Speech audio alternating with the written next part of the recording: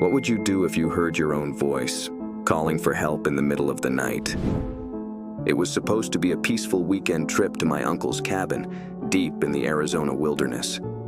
My cousin Mike and I had been doing this for years. No phones, no distractions, just the two of us and the open sky. But this time, something felt off.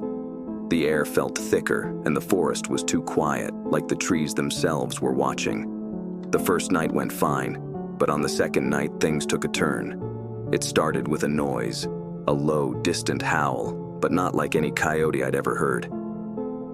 It was deeper, more guttural, like something dragging itself through the night. We tried to brush it off as an animal, but neither of us spoke after that.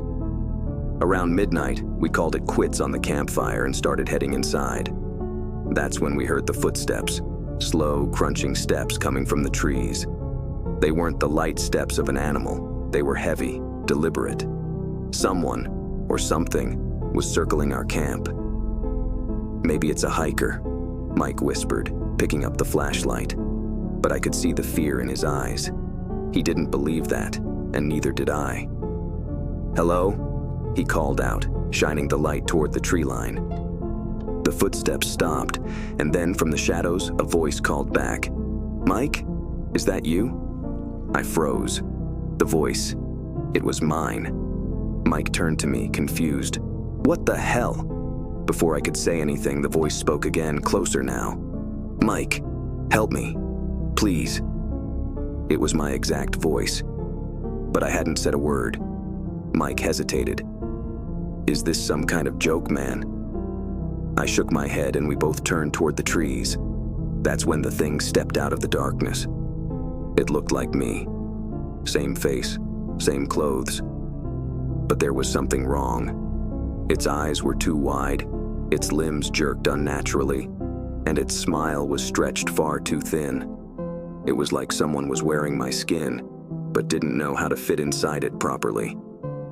"Help me, Mike," it croaked, my voice but distorted, like an old, broken recording. We bolted into the cabin, locking the door behind us. Inside, we stood there, hearts pounding, listening to it scratch at the door, still calling out to Mike in my voice. For hours, it scratched and whispered. We didn't sleep. We didn't move. It kept asking for help, and each time it spoke, the voice became more distorted, more inhuman. By dawn, the noise stopped. Silence. We cautiously opened the door and found nothing but claw marks etched into the wood. We packed up and left as fast as we could. We never told anyone. Not until months later, when Mike stopped returning my calls. At first, I thought he just needed space. But then, one night, I got a call from his phone. It was late, way too late for a casual chat.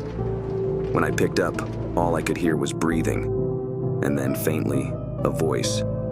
"Help me, please." It was Mike, but it wasn't. The next morning, they found his car abandoned near the cabin. His body was never recovered, but every so often, I get that same call. His voice, begging for help in the middle of the night.